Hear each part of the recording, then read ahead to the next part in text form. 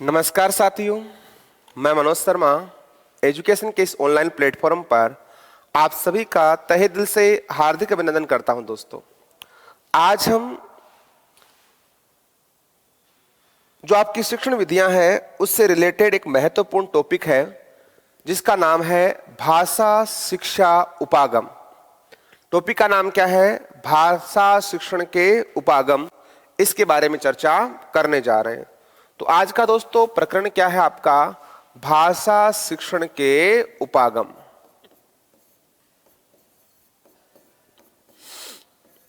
भाषा शिक्षण के उपागम, इसके बारे में बात करती हैं। दोस्तों, उपागम जो शब्द है इसका शाब्दिक अर्थ क्या होता है? उपागम का मतलब क्या होता है? साधन, पहुंचना, सोपान, पद्धति, निकट आना। तो उपागम की अगर हम बात करते हैं तो उपागम का अर्थ है दोस्तों वो क्या होता है? अगर हम बात करते हैं उपागम का अर्थ, तो उपागम का अर्थ होता है आपका साधन, पद्धति,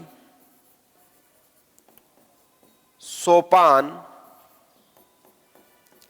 ऐसा भी आ सकता है उपागम का अर्थ है तो साधन, पद्धति, उपागम, और इसके अलावा आप ले सकते हो आना, कहीं जाना। इस प्रकार से अर्थ आ सकते हैं। पहुंचना, तो पहुंच भी हो सकता है, इसका पहुंच भी हो सकता है। कहीं आना, कई अर्थ निकलते हैं। तरीका कह सकते हो, सिस्टम कह सकते हो। जैसे अध्यापक बच्चों को पढ़ाता है तो पढ़ाने के लिए अलग अलग तरीके क्या करते हैं आपके इस्तेमाल करता है। कभी वो आपका आगमन विधि का प्रयोग करता है, कभी निर्गम विधि का करता है, कभी हर्बर्टीय विधि का प्रयोग करता है, कभी आपका इकाई विधि का प्रयोग करता है। तो अध्यापक द्वारा जो सिस्टम है, पद्धति है, जो तरीका है, उसे ही क्या कहा जाता है? आपका इकागम कहा जाता है। ऐसा कह सकते हो जो हम पढ़ते हैं ना शिक्षण विधियां, शिक्षण विधियों के विस्तृत रूप को क्या कह सकते हैं? आपका उपागम कह सकते हैं। जो आपकी शिक्षण विधियां हैं, शिक्षण विधियों का ही एक स्वरूप है जिसे क्या कहा जाता है? आपका उपागम। भाषा जानते ही हो, भाषा विचारों को अभिव्यक्त करने का माध्यम है। मैं अपने विचार आप तक रख रहा हूं और आपके विचारों को ग्रहण कर रहा हूं। उसी अभिव्यक्ति को क्या कहा जाता है? आपका भाषा कहा जाता है। मौखिक और लिखित दो प्रकार की होती है। भाषा के अगर अंगों की बात करते हैं तो भाषा के अंदर आपके वर्ण विचार, शब्द विचार, वाक्य विचार। तो भाषा के अंदर क्या आते हैं? आपका वर्ण, शब्द और आपके वाक्य। तो वर्ण है, शब्द है और वाक्य है। इनके माध्यम से ही हम विचारों को क्या करते हैं? आपके अभिव्यक्ति करते हैं।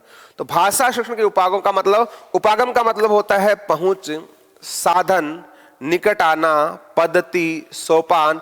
ये क्या होते हैं? कई अर्थ निकलते हैं। तो भाषा की सिखाने के लिए कौन कौन से उपागम है, इनके बारे में हम अध्ययन करेंगे। तो एक छोटा सा टॉपिक है आपका भाषा शिक्षण के उपागम। दोस्तों, उपागम है किसे कहते हैं? पहले परिवार लिखिए, शॉर्ट एंड स्वीट। हिंदी की किसी विधा, हिंदी भाषा की कोई विधा। अब हिंदी के अंदर कौन कौन सी विधाएं होती है दोस्तों? हिंदी के अंदर विधाओं की बात करते हैं तो हिंदी के अंदर आपका गद्य, पद्य।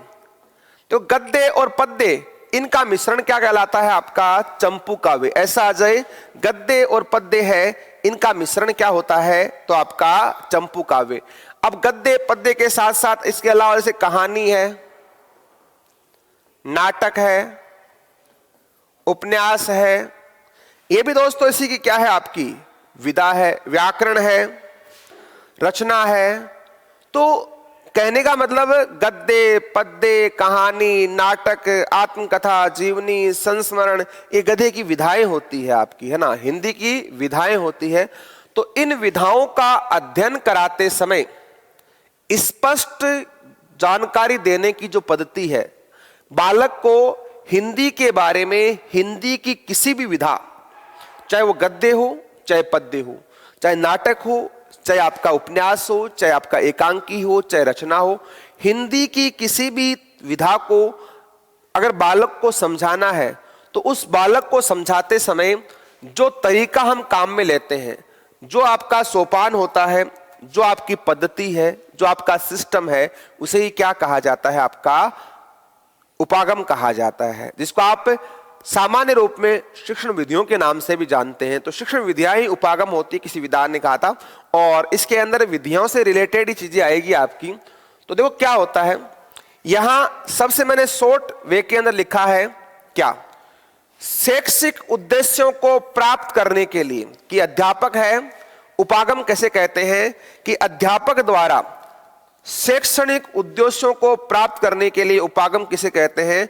इसकी सबसे शॉर्ट एंड स्वीट परिभाषा यही है कि शैक्षणिक लक्ष्यों को प्राप्त करने के लिए, शैक्षिक उद्देश्यों को प्राप्त करने के लिए अध्यापक द्वारा अपनाई गई वह प्रक्रिया, वह सिस्टम, वह पद्धति जिससे विषय वस्तु को, अब विषय वस्तु में कुछ भी आ सकता है, चाहे वो हिंदी की हो, चाहे अंग्रेजी की हो, चाहे संस्कृत की हो, चाहे वो गद्य की हो, चाहे पद्य की हो, तो जो विषय वस्तु है बच्चों को अच्छी तरह से क्या आ जाए, समझ में आ जाए, उस सिस्टम को ये क्या कहा जाता है? आपका उपागम। और अध्यापक है बच्चों को सिखाने के लिए अधिक से अधिक अनेक प्रकार की विधियों का, सहायक सामग्रियों का, बहुत सारी चीजों का क्या करता है? आपका प्रयोग करता है। तो बालक को जो शैक्षिक उद्देश्य है उनको प्राप्त करने के लिए अध्यापक द्वारा ऐसी पद्धति, ऐसी प्रक्रिया जिससे बालक क्या कर सके? विषय वस्तु को समझ सके। सिंपल वे के अंदर ये कह सकते हो कि शैक्षिक उद्देश्यों को प्राप्त करने के लिए अध्यापक द्वारा अपनाई गई वह प्रक्रिया जिससे विषय वस्तु है बालक को अच्छी तरह से समझ में आ जाए, उस पद्धति को ही क्या कहा जाता है? आपका उपागम कहा जाता है। उपागम का मतलब होता है सिस्टम, तरीका, पद्धति, सोपान कह सकते हो आप। उपागम मूल रूप से शिक्षण की उस प्रणाली को कहा जाता है, शिक्षण प्रक्रिया को प्रभावशाली बनाने के लिए। इसका मुख्य उद्देश्य क्या होता है? शिक्षण प्रक्रिया को क्या बनाना? आपका प्रभावशाली बनाना। इसके लिए जो तकनीक, जो सिस्टम हम अपनाते हैं उसे ही क्या कहते हैं? आपका भाषा शिक्षण उपागम कहा जाता है। एक उपागम शिक्षण विधियों को भी क्या देता है? आपका जन्म देता है। अगर ऐसा कहे ना कि शिक्षण विधियों का विस्तृत रूप ही उपागम है, एक विद्वान ने कहा भी था तो भी कोई अतिशयोक्ति नहीं होगी। तो अलग से पढ़ने की वैसे कोई आवश्यकता नहीं है, लेकिन आपका रेट में दे रखा है भाषा शिक्षण के उपागम, तो आप विद्यार्थियों को ऐसा नहीं लगे कि सर ने ये टॉपिक पढ़ाया नहीं आपको, तो इस कारण से वैसी चीजें हैं, कोई खास बात नहीं। कुछ सिखाने का तरीका जो सीखने वालों की मदद के लिए, कि ऐसा तरीका जो बालक सीख रहा है उसकी क्या करे? हेल्प करे। कक्षा की गतिविधियों या तकनीकों का उपयोग करता है, वह उपागम की श्रेणी के अंदर आता है। तो इतनी बड़ी जो डिफिकल्ट परिभाषा थी उसका मुख्य उद्देश्य यही है कि शैक्षणिक उद्देश्यों की प्राप्ति के लिए अध्यापक द्वारा अपना गया वो मेथड, वो पद्धति या वो तरीका जिससे विषय वस्तु है बालक को अच्छी तरह से क्या आ जाए? आपकी समझ में आ जाए, यह उपागम की श्रेणी में आता है। शिक्षण विधियां होती है वो इसी उपागम पर क्या होती है? आपकी आधारित होती है। दोस्तों देखो, भाषा शिक्षण के उपागम की बात करते हैं तो उपागम का प्रयोग एनसीईआरटी के पाठ्यक्रम में भी किया गया है। जो आप पढ़ते हो ना एनसीईआरटी, उसके पाठ्यक्रम के अंदर भी इसी उपागम का प्रयोग होता है।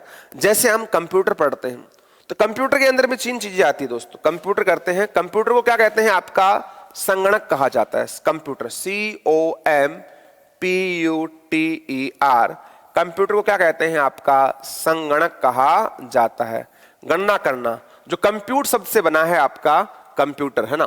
तो दोस्तों यहां भी क्या करते हैं, इसमें जो प्रक्रिया होती है ना वही किस में होती है? जैसे मान लो कंप्यूटर की प्रक्रिया देखते हैं तो कंप्यूटर के अंदर हम सबसे पहले क्या करते हैं? आपका डाटा होते हैं, उन डाटाओं को क्या करते हैं? आपका इनपुट करते हैं। जो आपके आंकड़े होते हैं उनको क्या करते हैं? इनपुट करते हैं।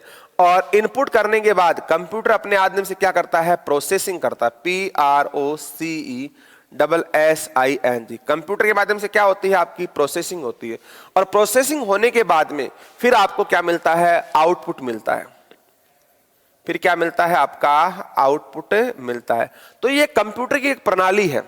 वैसी ही प्रणाली किस में होती है? आपकी शिक्षण उपागम होती है कि बालक को कुछ सिखाया जाता है तो उसके लिए पहले क्या करना पड़ता है, उसको इनपुट करना पड़ता है। बालकों को सिखाने के लिए अध्यापक द्वारा कुछ निर्देश देता है, वो क्या कहलाता है, आपका इनपुट कहलाता है। फिर बालक उसको सीखने का प्रयास करता है, प्रोसेसिंग होती है, बाद में उसको वापस क्या होता है, शैक्षिक लक्ष्यों की प्राप्ति होती है। तो ये उपागम के कितने 3 चरण होते हैं आपके, 3 होते हैं। ये चीज आपको आईसीटी में भी काम आ सकती है और कंप्यूटर के अंदर भी आपका आ सकता है, इंफॉर्मेशन एंड कम्युनिकेशन टेक्नोलॉजी। तो आईसीटी के अंदर भी ये होता है आपका कंप्यूटर के अंदर। वहां तो और पढ़ते हैं आपका रैम है, रोम है, सीपीयू है, एएलयू है, तो वहां उनकी फॉर्म पूछ सकते हैं आपका विस्तृत रूप से। ALU arithmetic logic unit, CPU central processing unit आपका होता है ना। तो वहां जो चीजें होती हैं वो अलग होती हैं। यहां हमारा उद्देश्य कंप्यूटर पढ़ना नहीं है दोस्तों। तो सिंपल वे के अंदर कंप्यूटर के अंदर परिभाषा समझने के लिए जिस प्रकार से डाटा इनपुट करते हैं, कंप्यूटर अपनी प्रक्रियाओं के द्वारा उसे क्या करता है, प्रोसेस करता है और लास्ट में आपको क्या देता है, आपका आउटपुट प्रदान करता है। वैसे ही इसके भी कितने चरण होते हैं, आपके 3 चरण होते हैं। सबसे पहले क्या करते हैं, आपका इनपुट करते हैं। इनपुट का मतलब होता है अदा। ये अदा वो नहीं है कि तेरी अदा पे मरता हूं, लव तुझे लव मैं करता हूं, वो अदा नहीं है दोस्तों। अदा का मतलब होता है डालना, प्रवेश करवाना, है ना, प्रवेश निर्वेश।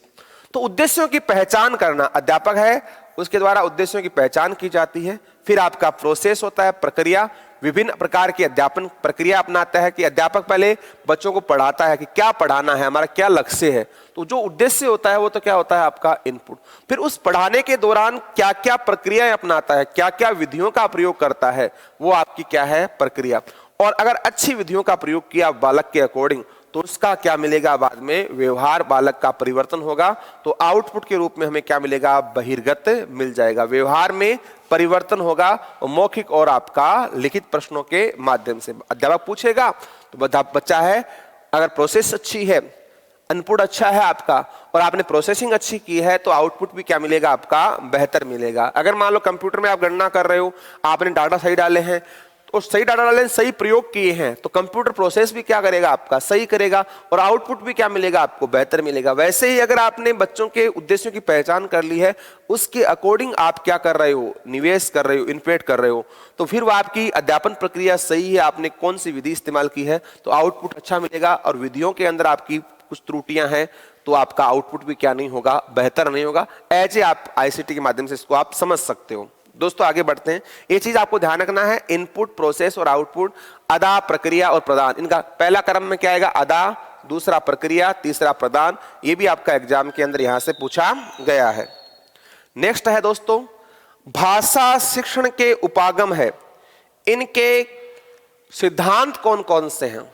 भाषा शिक्षण है, इसके उपागम के सिद्धांत कौन से हैं कि भाषा है वो बालक को सिखाई जाती है। देखो पहला क्या है, जीवन केंद्रित सिद्धांत, कि बालक को अगर हम कुछ सिखाते हैं तो वो जीवन के लिए उपयोगी होनी चाहिए। बालक को ऐसी शिक्षा देनी चाहिए जो बालक के जीवन का क्या करे, विकास करे। इसीलिए जो गांधी थे वो आपके बालक के सर्वांगीण विकास की बात करते थे। गांधी ने कहा कि बालक का आध्यात्मिक, मानसिक, बौद्धिक, शारीरिक, ये सभी प्रकार का जो विकास है यानी सर्वांगीण विकास होना चाहिए। इसीलिए बालक को पढ़ने के साथ साथ आपकी अन्य प्रतियोगिताएं होती है, जैसे खेलकूद प्रतियोगिता है, वाद विवाद प्रतियोगिता है, या आपका परिभ्रमण घुमाना है।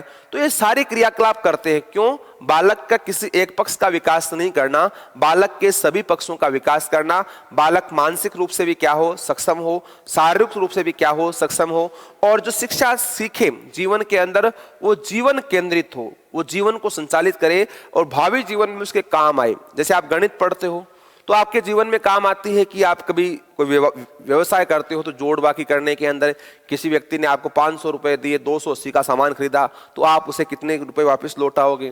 तो ये जीवन के अंदर भी जरूरी होती है। जैसे मान लो आप हिंदी में सीखते हो, संधि है, आपका पत्र लेखन है, निबंध लेखन है। अगर आपके मोहल्ले में कोई समस्या है और आपको पत्र लिखना है तो किस प्रकार लिखोगे। तो ये चीजें जीवन कौशल भी आधारित है, जीवन केंद्रित शिक्षा होनी चाहिए। और हम बहुत सारी चीजें ऐसी पढ़ते हैं जो जीवन से रिलेटेड नहीं भी होती हैं, लेकिन क्या करें, शिक्षा का स्तर ऐसा है। जैसे बहुत सारे देश हैं जो आपके किसी का इंडिविजुअल नाम नहीं लेता हूं, बालक को शिक्षा के साथ साथ जो लघु उद्योग है उनकी भी शिक्षा देते हैं कि बालक को, जैसे नॉर्मल शिक्षा हो गई, उसके बाद में घड़ी कैसे बनाते हैं, कंप्यूटर कैसे बनाया जाता है, लाइटर कैसे बनाते हैं, जिससे बालक है जीवन निर्वाह के अंदर भी क्या हो, आपको जीवन शिक्षा है वो होनी चाहिए जो जीवन जीने के लिए प्रेरित करे, जो जीवन केंद्रित शिक्षा हो, उसका महत्व है। उसके साथ साथ इसमें कौशल का विकास भी होता है। कौशल कौन कौन से हैं आपके? 4 हैं, पढ़ लिए हमने, सुनना, बोलना, पढ़ना और लिखना। कि बालक पहले सुनता है, फिर बोलता है, फिर पढ़ता है, फिर आपका लिखता है। तो इन कौशलों का विकास होना भी क्या है, आपका जरूरी है। फिर आपका इसके सिद्धांत क्या होते हैं कौशल विकास के साथ साथ, ये अलग से टॉपिक है आपका। कंप्लीट कौशल विकास का जो सिद्धांत है ये अपने आप में पूरा एक टॉपिक है। यहां से 1-2 प्रश्न बनते हैं आपके। अभिप्रेरणा का सिद्धांत, अभिप्रेरणा आप पढ़ लेते हो कहां पर, आपका साइकोलॉजी के अंदर आपका पूरा टॉपिक दिया हुआ है अभिप्रेरणा, मोटिवेशन, है ना। तो विस्तार से आप उसके अंदर पढ़ते हो कि बालक है उसको प्रेरित करना, कि बालक है वो इंटरनली प्रेरित होना चाहिए, आंतरिक प्रेरणा होनी चाहिए। प्रेरणा 2 प्रकार की होती है, इंटरनली और आपकी एक्सटर्नली। कि बालक है किसी काम को करने के लिए क्या हो, आपका प्रेरित हो, उसकी रुचि को जागृत किया जाए, और रुचि अगर जागृत हो जाएगी तो बालक है उसकी एक्टिविटी है वो और अपने आप से बेहतर कर पाएगा। क्रियाशीलता का सिद्धांत है, ये इंसान को करके सीखने पर बल होना चाहिए। बालक है अनुकरण के द्वारा और अभ्यास के द्वारा भी क्या करता है, आपका सीखता है। तो अनुकरण आपकी क्या है, एक विधि भी है आपकी। स्वतंत्र अनुकरण भी होता है आपका, रूपरेखा अनुकरण भी होता है। तो ये अनुकरण की विधियां हैं आपकी। तो बालक है अभ्यास, जैसे करत करत अभ्यास के जड़मति होत सुदान। तो भाषा शिक्षण है, इसके उद्देश्य क्या क्या है, क्या सिद्धांत है कि ऐसा शिक्षण हो जो बालकों के जीवन केंद्रित हो, बालक के अंदर कौशल का विकास करें, उसको अभिप्रेरित करें, उसकी रुचियों को बढ़ाए, उसकी क्षमता को बढ़ाए, उस अनुकरण करके सीखे, अभ्यास से सीखे। तो ये होते हैं। और एक विद्वान है जिसका नाम क्या है दोस्तों, आपका राम शुक्ल पांडे। विद्वान का नाम क्या है दोस्तों, आपका राम शुक्ल पांडे। तो राम शुक्ल पांडे ये कहते हैं कि जो उपागम होते हैं ना दोस्तों, उपागम है वो किसका स्वरूप है? उपागम है वो शिक्षण विधियों का क्या है, आपका विस्तृत स्वरूप है। तो विद्वान है आपका राम शुक्ल पांडे, वो मानता है कि शिक्षण विधियों के विस्तृत स्वरूप को ही क्या कहा जाता है, आपका उपागम कहा जाता है। तो शिक्षण विधियों के विस्तृत स्वरूप को ही क्या कहते हैं, आपका उपागम। और इसने कितनी विधियां मानी आपकी, इसके अंदर 3 मानी। कितने माने आपके? 3। वो कहता है अनुवाद विधि, प्रत्यक्ष विधि और आपका संरचनात्मक विधि। अनुवाद विधि, प्रत्यक्ष विधि और आपका संरचनात्मक विधि, इनका ही सम्मिश्रण क्या कहलाता है, आपका उपागम कहलाता है। तो ऐसा प्रश्न आ सकता है कि राम कृष्ण पांडे के अनुसार उपागम में कौन सी विधि का सम्मिश्रण नहीं है? राम कृष्ण पांडे के अनुसार उपागम में कौन सी विधि शामिल नहीं है? तो अनुवाद विधि, प्रत्यक्ष विधि, संरचनात्मक विधि तीनों होती है, बाकी बहुत सारी विधियां हैं वो भी आपकी आती है। तो राम शुक्ल पांडे वो कहता है कि शिक्षण विधियां है उसका विस्तृत रूप ही क्या है, आपका उपागम कहलाता है। तो ऐसा आ जाए कि शिक्षण विधियों का विस्तृत रूप किस विद्वान ने माना, तो आपका राम शुक्ल पांडे ने माना। आगे पढ़ते हैं दोस्तों। अब देखो बहुत सारे और भी उपागम है आपके, जैसे हर्बर्ट ने हमने पढ़ लिया, हर्बर्ट की पंचपदी, स्पष्टता, संबंधता, व्यवस्था, विधि। तो बालक के सामने जो तथ्य है वो क्या होने चाहिए, स्पष्ट होने चाहिए। उसके भावी जीवन के साथ क्या होने चाहिए, संबंध होने चाहिए, स्पष्ट संबंध, व्यवस्था यानी व्यवस्थित होना चाहिए, और आपका विधि, जीवन में क्या आने चाहिए, आपके प्रयोग आने चाहिए। हर्बर्ट ने पहले 4 दिए थे, फिर उसके शिष्य थे टीजिलर, उसने स्पष्टता को 2 भागों में बांट दिया, प्रस्तावना और प्रस्तुतिकरण। और इन्हीं के बीच में उनके शिष्य थे आपके राइन, उसने क्या दे दिया, आपका उद्देश्य कथन दे दिया। तो इसके बारे में आप शिक्षण विधियों में पढ़ सकते हो, हर्बर्ट ये पंचपदी में। कुछ प्रकार के जो आपके उपागम है उनके बारे में हम करते हैं चर्चा। पहला कौन सा है आपका, हर्बर्ट ये उपागम। हर्बर्ट ये उपागम है, हर्बर्ट ने क्या दी थी, आपकी एक पंचपदी दी थी, पंचपदी। इसमें पहले कितने पद थे आपके, 4 पद थे। सर्वप्रथम कितने पद थे आपके, 4 थे। वर्तमान में कितने हैं आपके, 5 पद हैं। 4 कौन कौन से थे, स्पष्टता, संबंधता, व्यवस्था और आपका विधि। और हर्बर्ट ये जो उपागम है वो किसके हैं, हर्बर्ट की देन है, और 1898 में आपका दिया गया, इसका निर्माण किया गया। और कहां, आपका अमेरिका के अंदर।